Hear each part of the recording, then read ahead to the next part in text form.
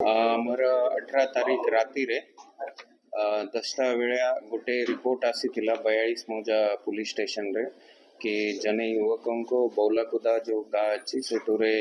କିଛି ଦୁର୍ବୃତ୍ତମାନେ କିଡନାପ ଆବଡକ୍ଟ କରିକି ନେଇଛନ୍ତି ବୋଲି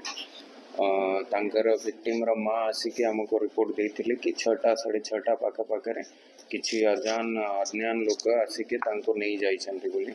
से रिपोर्ट पर सांगे सांगे आमर गोटे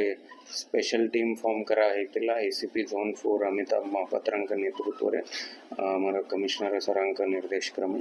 ता भीतर आमर आईआईसी 42 मौजा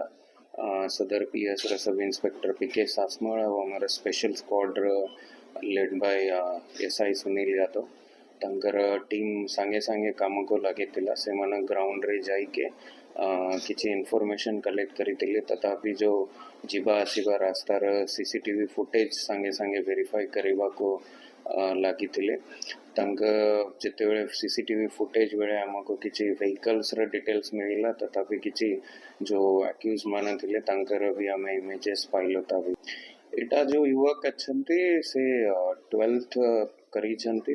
जो 19 रु 22 भितर गोटे शेयर मार्केट से फर्म खोली खारवेल नगर एरिया रे भुवनेश्वर से बड़गढ़ एरिया जो अच्छी आमर से एरिया रे रहुते।